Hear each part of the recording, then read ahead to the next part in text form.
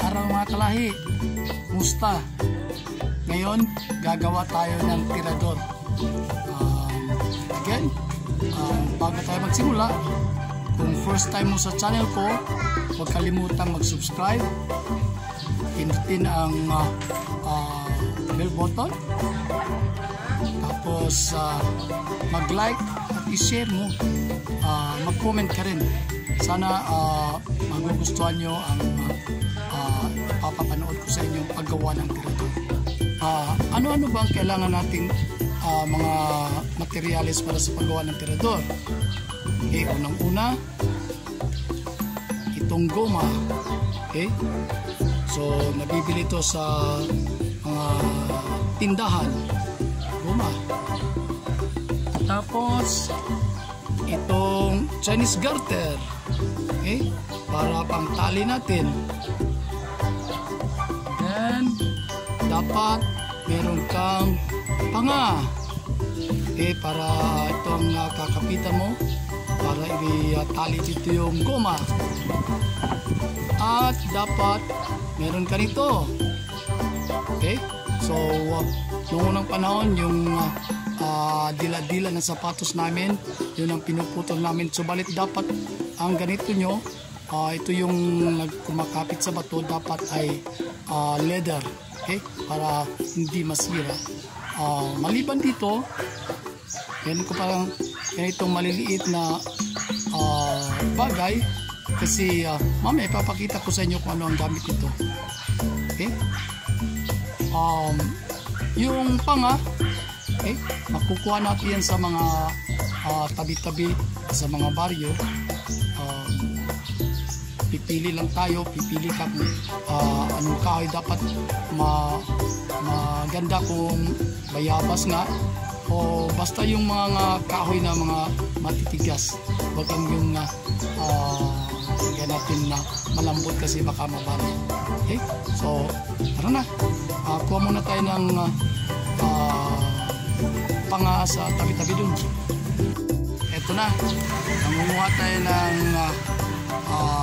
kahoy na gagamitin natin para sa ating tirador. So, may nakita kami ito. Medyo hindi na siya maganda kasi konti na lang mga kahoy-kahoy dito sa amin. So, ito. Nakita nyo ito. Yan. Ito. So, yan. Yan ang gagamitin natin na para sa tirador. So, tatagayin natin. Tapos, yan na. Dadali namin sa bahay. Tapos, gagawa na tayo ng tirador. So, tatagayin ko na. Kita mo itong kahoy na to. So, hindi naman tayo siguro ma-charge ng monitor, hindi ka laging.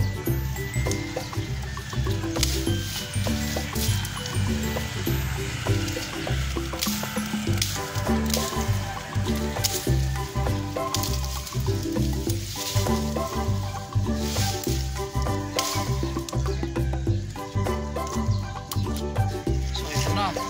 Pupurmahin na natin mamaya. Ito na, handa na tayo. Nandito na lahat nating materyales para sa paggawa ng tirador. Meron tayong panga. Okay? So makikita nyo, nilinisan ko na yung nakuha ko kanina. Okay? Tapos dapat alamin mo kung anong sa harap, ano ang sa likod. Okay? Sa akin ito ang sa harap ko. Tapos ito ang sa likod. So kung makikita nyo, flatten itong dito sa likod. Kasi dito natin ilalagay yung goma. At pagkatapos niyan, yung ditong banda ay nakabaliko o may angle. May angle na tapyasan mo ng konti para mag-guidean yung goma at hindi madaling masira. Okay? Ang panga. So, nandito na ang ating goma. Hatiin natin sa dalawa. Ito yung gunting. Hatiin natin sa dalawa. Okay. Pagkatapos, ito na yung panghawak para sa bato. Again, ito ay leader, no? Kasi kung yung mga leader lang, masisira agad. So paano ito gagawin natin? So itatali natin ito dito, ganyan. Okay, itatali natin ito ganyan. Nandito yung ating mga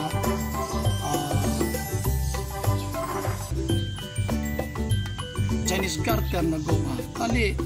Yan. Tali mo ng mahigpit para hindi ka madisgrasya. Okay? Kasi baka madulas at ikaw patamaan ng bato mo. Ayan. So dapat higpitan mo ang tali. Ayan. So pwede na natin ulitin. Tapos ano pag lock? Lock. Ayan. Okay. Tapos itong isa naman.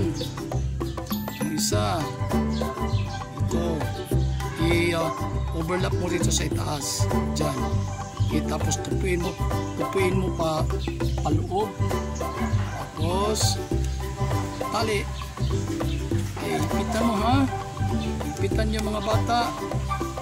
Yung sa mga ama dyan gustong turuan yung mga bata, okay. Ito tali, ipitan mo, ipitan mo ang pagtali.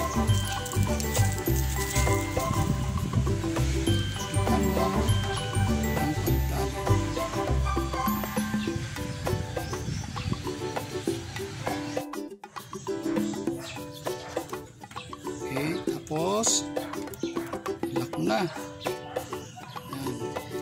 Ayos mo pagtali ha, para hindi nga hindi slide yung pamato mo dun sa puma. Yan. Okay, lock. Dali lang ito mga kalahi. Okay, lock. Okay, so pagkatapos nito yan. So, ilalagay na natin sa panga. So, ito ang panga. Okay? Ayan na sa labas. Sabi ko dito flat. Now, kanina, pinakita ko to sa inyo. Yung maliit na leather, no? Kasi dito natin ito lalagay. Diyan. Kasi pag walang panangga, okay, dito na sisira yung goma nyo. Okay, dapat nga pa huwag ng konti dyan. Okay. Tapos ilagay ito, medyo mababa yung goma natin. Yan. Ilagay dyan. Tapos tali na. Okay, ayusin ko tali. Dapat yung ito aabot na sa lilig sa pilang.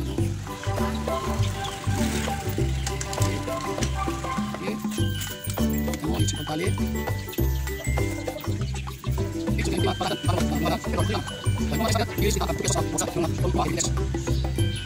Yan.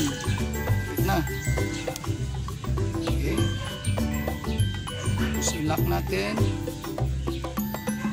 Ayun. Isa naman. Okay. So madali lang. Isa naman. Pagkatapos ito, may tirador na tayo. Ang glue.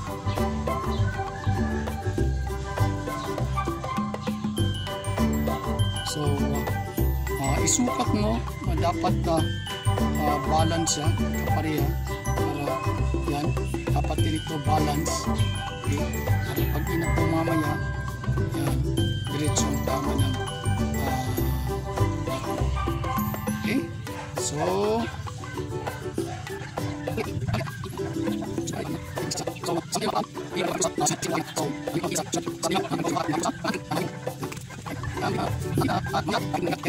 tananeng! Tapos na ang iyong tirador. Yan, tapos na. So, i-try natin kung makakatama ba tayo. Okay? Sige. So, gamitin natin.